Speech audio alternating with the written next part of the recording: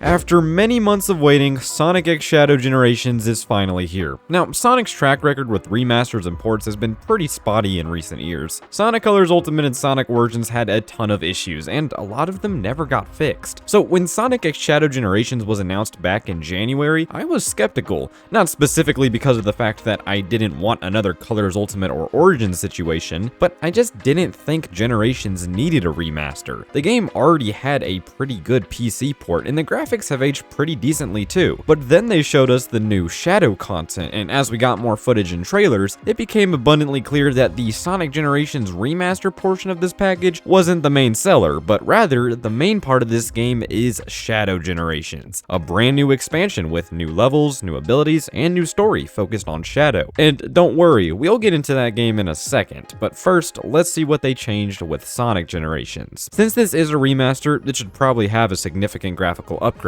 Now, Generations for its time already looked really good, but there were definitely improvements to be made. Upscale textures, better reflection, shadows, and lighting were all things that would make Generations so much better looking, which is why it kinda sucks that none of that was added in Sonic X Shadow Generations. Yep, apart from some UI differences, the game looks the exact same as it always did, which I would be fine with if they didn't advertise upgraded visuals. Sure, the game runs at a higher resolution and frame rate than the base game did on console, but many people already had those luxuries on PC and Xbox. The game is still locked to 60 FPS too. I was expecting that, but Shadow Generations runs at double that frame rate, so I'm not sure why they couldn't do that with base gens as well. Overall, I was expecting a little more from a remaster of a game from 2011. This version of Generations also features new controls, this time reflecting the controls seen in Sonic Frontiers. Boost is on R2, homing attack is on square, all of that good stuff. It is really nice to have this option, especially if you're used to Frontiers, but even if you don't like these new controls, you can revert back to the old ones, so no worries there. Other than that, the game plays exactly the same, with one minor addition. Just like literally every Sonic game in recent years, both Sonics now have the drop dash. This is a neat addition when playing as classic Sonic, but if you ask me, it's kind of pointless for modern Sonic since he has the boost. It works pretty well though, and it's a blast to use. There are also some collectible differences in this version of the game. There are now 3 Chow you can collect in each level. They don't do much besides act as a cool decoration in the hub world, and you can also look at them in the museum. But hey, I'm not complaining because they give veteran players some incentive to go back and re-experience the original game. They're pretty well hidden too for the most part, so that's nice. Reworked cutscenes was another thing that was advertised for this remaster, and all I was expecting was a bump in visual fidelity. Yeah, they did that,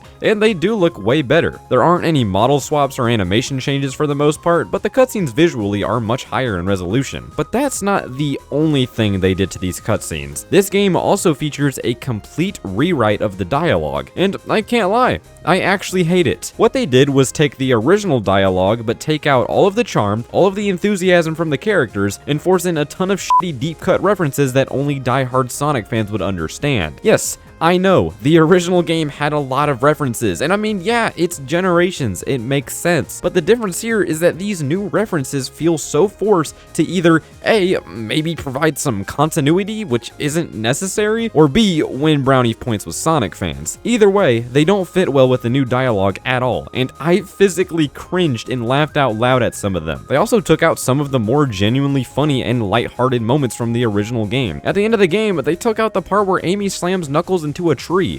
Why? That was funny. The overall voice direction is way worse too. Everyone just sounds like they don't want to be there. Like I said already, all of the enthusiasm is gone. It's like with the Frontiers dialogue, that tone worked in that game because of the atmospheric feel of that game. But here, why does everyone just sound depressed? Look, I didn't want to rewrite because I was worried all of these things would happen. And even if I wanted them to do a rewrite, I would have wanted some actual good additions to the story. They could explain why Shadow is here and add some connection to Shadow Generations, but nothing's different there. Maybe they could have explained why Silver is here when the timeline was reset in Sonic 06. But who knows? Maybe the new Generations writers weren't too familiar with Sonic 06. Man, who wrote this shit anyway?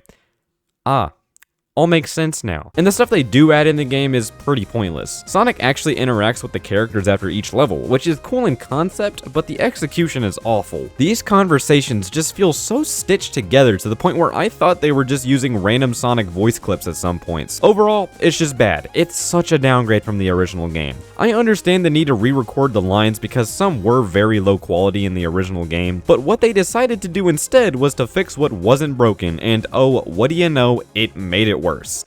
Okay, rant over. Overall, the Generations remaster is just kind of the bare minimum. At the end of the day though, it's still the same game at its core, so it's a welcome addition to the package. But of course, we have to talk about Shadow Generations, the new campaign to the collection. And I know it may be kind of obvious, but I'm just going to put a spoiler warning here. So click off of the video if you're worried about any spoilers. So Shadow Generations is a very unique case, because while it's not just DLC for Generations, it's also not a fully fledged game either. It's kind of its own separate side game bundled in with the remaster, sort of similar to Mario 3D World plus Bowser's Fury. And as it turns out, that comparison can be made in more ways than one, but that's irrelevant. Before jumping into this thing, I was expecting it to be significantly shorter than Generations. And while yes, it does feature fewer zones and fewer bosses, I feel like it has just as much, if not more things to do. However, even though the game shares many differences from base Sonic Generations, it also shares many similarities, which I wasn't expecting. This still feels like Generations at its core. We have zones with 2 acts, challenges for each zone, boss gates, and a hub world. All of that remains intact, just in different ways. But as I already mentioned, certain aspects of Shadow Generations are done much differently. The story of Shadow Generations is just fantastic, and without getting into major spoiler territory, the contrast between this game's story compared to Sonic Generations' story is night and day. Shadow Generations features a much heavier, more emotional plot than anything we've seen in recent years from Sonic games. I was actually invested in this story from start to finish, but it hits similar beats that the original game did. There's still a sense of mystery as you traverse through the game, and even though the time travel stuff takes a bit of a back seat, it's still crucial to the plot. So Shadow is messing around on Space Colony Arc, looking for answers to why he's been having weird visions, and he soon finds Black Doom, who's f***ing shit up. After that whole thing, the Time Eater sends him to White Space, and then he goes to the places from his past and future to restore time just like the original game. But along the way, he gains these new Doom powers and runs into many of his friends, including Maria and Gerald Robotnik. This is the main thing that sets up the entire conflict of the plot. Shadow wants to do whatever he can to keep Maria and Gerald alive, but he also knows he can't do that without screwing up the timeline. It's actually pretty sad. There are some cool crossover moments that connect Shadow Generations to the original game too, which I was expecting, but not to this extent. The very first cutscene has a crossover moment where Shadow calls Rouge from Sonic's birthday party, and there's another one shortly after that that shows the Time Eater grabbing everybody. And of course, we can't forget about the cutscene after Chaos Island where Shadow fights Sonic. They did a great job of connecting the two stories. Shadow's characterization in this game is also top-notch, thanks to both Ian Flynn for the fantastic writing and Cork Thornton for the best Shadow voice we've had in years. Yes, I know, that's a pretty crazy claim to make, but Shadow's voice in this game is awesome, and it fits him so well. It is really funny how far we've come from how he sounded in the original Sonic Generations. Overall, the story and writing are great, and is one of the best stories we've had in a Sonic game. But of course, we gotta talk about the actual gameplay, and this is where more differences from Sonic Generations come into play. Shadow does control and handle significantly different from how Sonic does. Shadow's movement is much more snappy and responsive, but as a trade-off, he doesn't go nearly as fast. However, Shadow can still boost, homing attack, quick step, stomp, etc. Although he is missing certain abilities like the drift and drop dash. However, as you play this game, you'll realize that those things are missing for a reason. Part of that reason is because of the actual level design in this game. Shadow Generations features 6 total zones from Shadow's past, and well,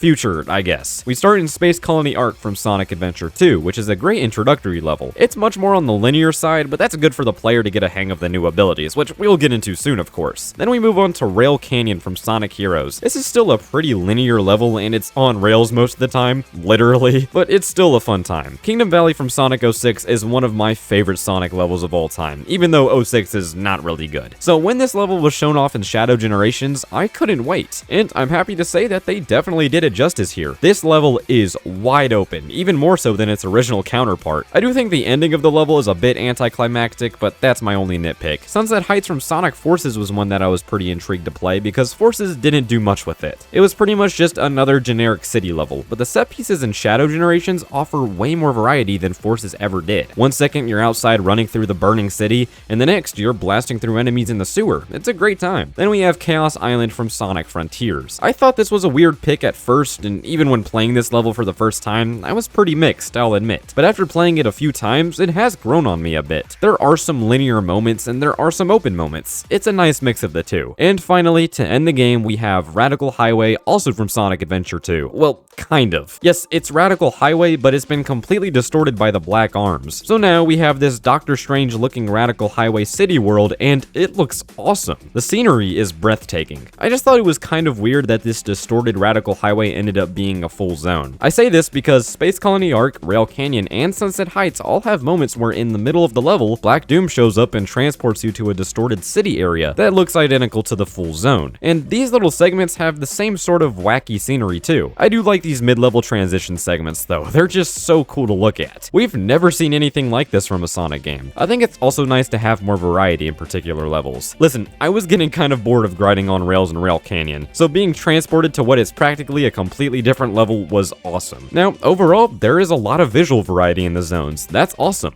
But how is the actual level design? Well, I think it's best to split this up into two parts, because like Sonic Generations, Shadow Generations also has 2 acts per zone. However, unlike Generations, the first act in each zone is completely 3D with no 2D platforming whatsoever, but as a trade-off, Act 2 is completely 2D. I think this is the best way they could have gone about it, because Sonic Generations had a lot of 2D stuff, even in the modern levels. So it's really nice having it evenly divided in Shadow Generations. The Act 1 level design in this game is top-notch. Literally the best level design we've seen in a Sonic game. I'm not even exaggerating. I mentioned earlier how some levels are more open than others, and yes, that is true, but every single level has dozens, and I mean dozens of alternate pathways that lead to faster routes, different collectibles, etc. Even after replaying the levels multiple times, I am still finding new things. It's insane. Now, Act 2's level design is the lowest point of the game for me, and well, it's not entirely the level design's fault. There are still a lot of different things to do, but the main problem is that Shadow moves so damn slow in the 2D parts, and it's just not that fun to me. Because of this, the level design was also made to be more compact, and it's not that coherent most of the time too. Some of the levels just have these random platforms and rails. The Act 2s in this game feel like an afterthought more than anything. I would have much rather had them take inspiration from games like Sonic Unleashed when making the 2D stuff, but instead, these 2D sections feel more like Sonic Frontiers Cyberspace, which I'm just not a huge fan of. However, the different abilities that Shadow has at his disposal do enhance the level design quite a bit. Of course, Shadow has his Chaos abilities in this game, most notably the Chaos Control. By defeating enemies, you fill up this little gauge at the bottom of your screen, and once you fill it all the way up, you can completely stop time for 5 seconds. What this does is it allows you to freeze moving objects in place to aid you in traversal. And while yes, that's a really fun and unique aspect of the level design, I also found it to be particularly useful when trying to speedrun levels. The Chaos Control doesn't just stop everything around you, no, it also stops your in-game timer, meaning you can use it to your advantage as a time save if you're struggling to get an S rank. That one minor change adds so much strategy to your run, in more ways than one. You have to time when to use it to open pathways up and whatnot, but you also have to use it at just the right times to save time. I know on the surface it may seem like something that's pretty unnecessary, but it has so much going for it, and I think it's awesome. But of course, those aren't the only abilities Shadow has at his disposal. We also have the brand new Doom powers. These powers completely transform Shadow and give you new skills that you can use to traverse the level design in new ways. The first one you unlock is the Doom Spear ability. To use this, you hold down the triangle button to lock onto multiple enemies,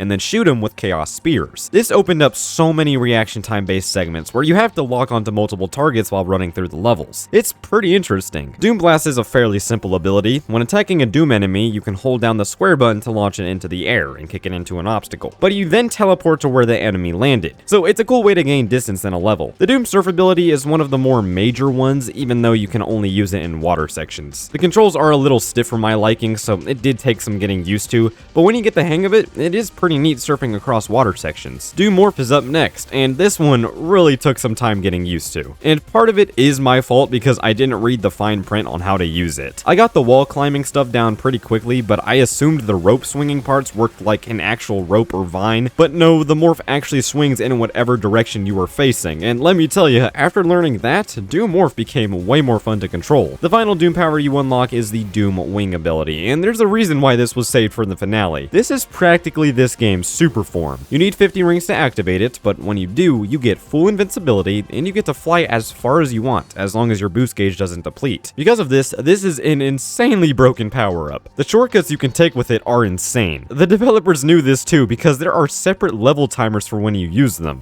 That's pretty hilarious. Overall, the Doom powers are pretty good once you get the hang of them. They offer unique and interesting ways of traversing the level design. One problem I had with the original generations was that the ranking system was way too forgiving. As long as you completed the level without dying, you would get an S rank. So I was hoping that the ranking system would be more difficult in Shadow generations. And well, it's a hit or miss. The ranking system in Shadow Gens is completely time focused, meaning you just have to get a certain time to get an S rank. There are no other requirements as far as I can tell. However, some of these time limits are way too forgiving. I got S ranks on my first try way too often, but on certain occasions it took me multiple tries to get an S rank, so it kind of suffers the same issue that Frontier Cyberspace did. One of the major things featured in this game is the White Space hub world. Now, Sonic Generations hub world was passable, just a small 2D area that had entry points to all of the levels, challenges, and bosses. It was pretty alright. Now, what Shadow Generations does is take that, but make it completely 3D and add a ton of incentive to explore. It's very obvious that they took heavy inspiration from the open zones in Sonic Frontiers, and you know, maybe just a little bit from Bowser's Fury, but I already made that comparison. Like the original game, this hub world also has 3 sections that are unlocked through progression, although I wouldn't really say things are split into eras anymore because, come on, one of the areas has Sunset Heights and Kingdom Valley. Yeah, that's totally from the same era. What's so cool about the White Space to me is that there's so much stuff to collect. Each stage in the game has these collectible tokens that grant you access to chests in White Space. These tokens aren't that difficult to find with maybe a few exceptions, but they do offer some replayability, which I appreciate. Anyway, there are almost 100 chests spread throughout the White Space, and when you open them, you can get things like artwork, music, all of the same stuff that was unlockable in Generations. But there are even more ways to get this stuff in Shadow Generations. There are these ring challenges that show up around the map where you have to collect a certain amount of rings in time. There are also these machine parts that you collect to give to Cubot and Orbot to build their little rocket ship. That also gives you artwork. And you can view all of this stuff in Shadow's room, which is this game's equivalent to the collection room. Overall, the open hub world really did exceed all of my expectations. If you're worried that this game is short because it has fewer zones than Sonic Generations, just keep in mind that all of this content is here as well. And we haven't even talked about the challenge gates. Yep, like Sonic's half, Shadow has his own challenge gates to tackle. There aren't nearly as many this time around, but I think that's a good thing because all of them are required and they're just so much better, man. It's very similar stuff to Sonic Generations, but I think the execution is a lot better. I found myself replaying these challenges multiple times to get collectibles and other things. It really is a case of quality over quantity, because while yes, there aren't that many challenge gates,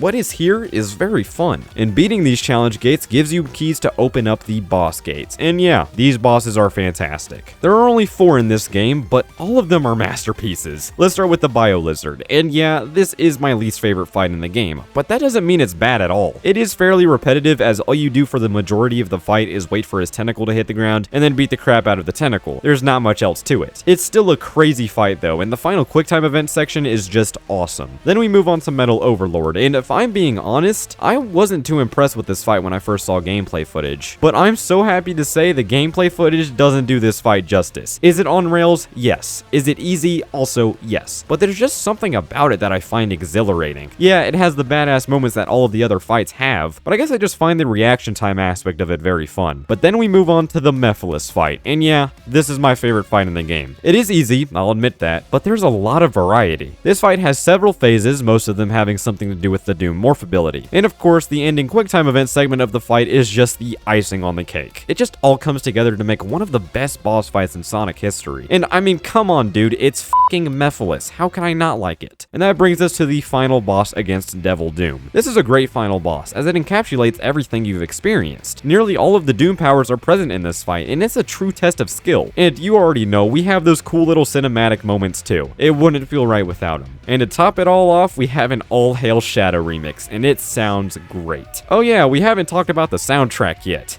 Yeah, you know, it's a hit or miss. All of the Act 1 remixes, I like them a lot, even the Chaos Island one. But the Act 2 remixes don't sound that good if you ask me, with the exception of Kingdom Valley, of course. That one sounds great. The White Space movement is also really good. It's a more serious orchestral rendition of All Hail Shadow, and I think it fits the vibe really well. Overall, pretty decent soundtrack. It just has some low points. That brings us to the post-game content, and there's not much here. You get to use the wings in any level now, and yeah, it's pretty fun revisiting old levels with them. You also unlock these harder challenges and bosses, and yeah, these are actually pretty difficult. It took me an hour or so to get an S rank on the hard version of Metal Overlord, but I'm not complaining. So yeah, dude, that's Shadow Generations. It's such an interesting game because it's one of the most unique Sonic games we've ever gotten, but at the same time, it still feels like Generations, and I think that's exactly what they were going for. The overall presentation of this game is damn near perfect. The animations, the polish, the UI design, all of that is top tier, and it's crazy hearing myself say that because just 2 years ago, we got one of the most unpolished Sonic experiences of all time with Sonic Frontiers. So it's just outstanding to see that they took the criticisms that Frontiers received and fixed all of them in Shadow Generations. It's like,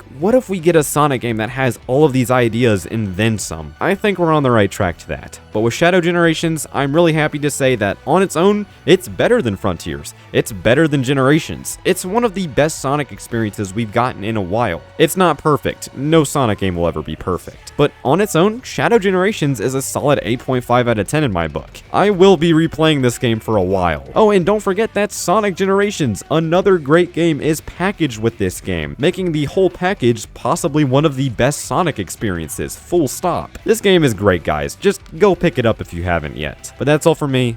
Thank you all so much for watching, and I'll see you all later. Goodbye.